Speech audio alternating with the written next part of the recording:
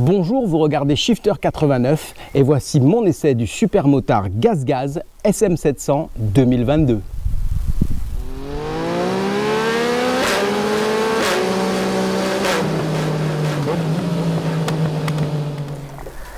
Pour beaucoup, le SM, c'est une pratique sexuelle extrême. Mais pour nous autres motards, cela désigne le supermotard ou supermoto. Il n'est ici aucunement question de super pouvoir, mais plutôt d'une discipline moto née en Californie, à Carlsbad, dans les années 80 et qui a connu ses heures de gloire en France durant les années 90. L'idée de départ, qui sortit de la tête d'un promoteur TV américain, était de réunir sur une piste mi-terre, mi-asphalte, les meilleurs pilotes GP, cross et dirt track sur des machines essentiellement cross, équipées de jantes de 17 pouces avec des pneus slick retaillés et d'un énorme frein avant pour déterminer, sur un seul événement, qui était le meilleur, tout style confondu. Le résultat était des courses de folie, très disputées, chacun faisant valoir ses compétences, mais surtout très spectaculaires, où les glisses à l'axel et au freinage donnaient quelque chose de très excitant visuellement. 40 ans après, la discipline est devenue moribonde, et en dehors des pilotes de vitesse qui y trouvent un moyen d'entraînement moins coûteux sur des pistes de karting, il ne reste que les quelques modèles 50 cm3 à vitesse qui font le bonheur des petits jeunes sans permis, les modèles cross et enduro transformés par les derniers ardents défenseurs du credo « c'est pas de la moto, c'est du supermoto » et les 3 modèles grand public vendus par le groupe KTM, j'ai nommé la Husqvarna 701 SM, la KTM 690 SMCR et notre essai du jour, la GazGaz 700 SM.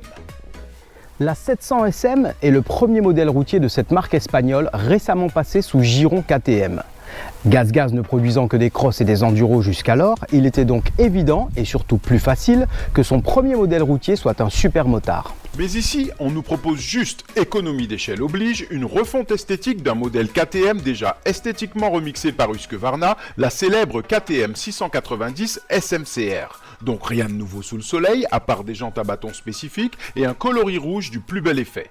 Saisissons quand même l'occasion de détailler à nouveau une machine qui pendant 20 ans n'a cessé d'évoluer, jusqu'à devenir la plus aboutie de son espèce, bien que celle-ci soit en voie d'extinction.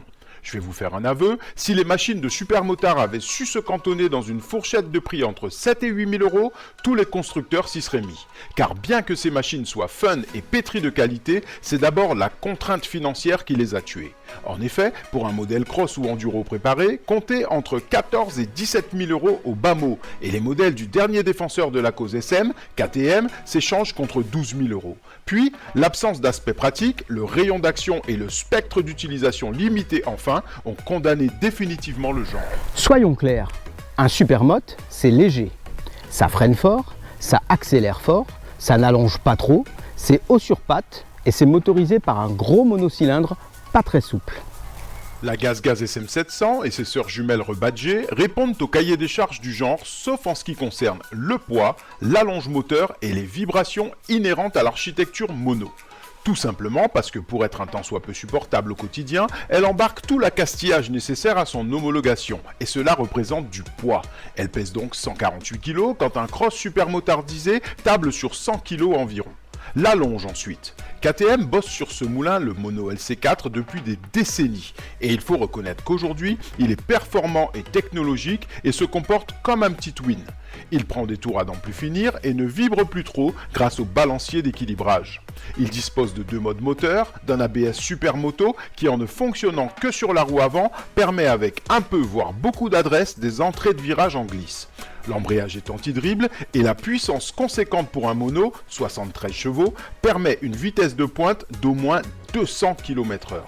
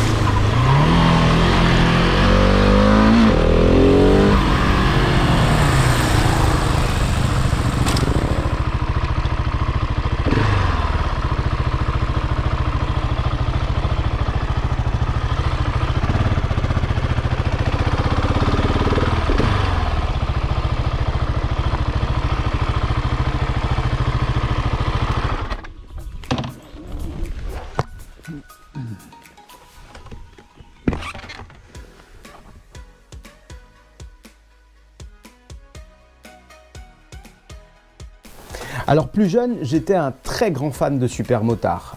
J'ai d'ailleurs assisté à des événements majeurs des années 90-2000 comme le Guidon d'Or ou l'Indoor de Tours. J'en ai même gardé les tickets en souvenir tellement c'est une époque qui m'a marqué. J'ai assisté également à quelques courses sur le circuit Carole. Et j'ai même publié un petit encart dans un magazine aujourd'hui disparu qui était la Bible du supermotard. J'en ai gardé un exemplaire, Supermotard Magazine. Voilà, c'est pour vous dire à quel point j'étais vraiment fan de la discipline. De plus, étant originaire des Antilles, où les circuits, les lignes droites, les possibilités de road trip de plus de 100 km ne sont pas légion, le supermotard qui ne se soucie ni du bitume défoncé, ni des nids de poules, ni des chemins de terre, était l'engin idéal pour s'arsouiller sévère en semaine ou le week-end venu, ou faire le zouave sur une roue. Mais quand on prend le contexte métropolitain et le rayon d'action plus étendu d'un roadster avec son côté couteau suisse, qu'on y rajoute l'inconfort et puis l'autonomie symbolique d'un supermotard, on comprend que même en deuxième moto, un engin de 12 000 € est du mal à se vendre. Reste que côté fun, on atteint des strates jamais envisagées, de quoi vous maintenir éternellement jeune. Et je m'en suis encore aperçu une fois de plus avec l'essai de la GazGaz 700.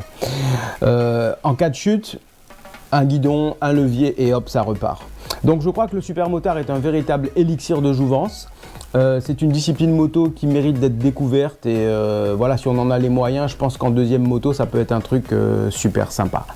Et je crois que des années après, même si j'approche la cinquantaine, je crois que je suis encore bien croque du concept. Voilà. Chérie, et si je me prenais un petit supermote en deuxième bécane? Allez, peace.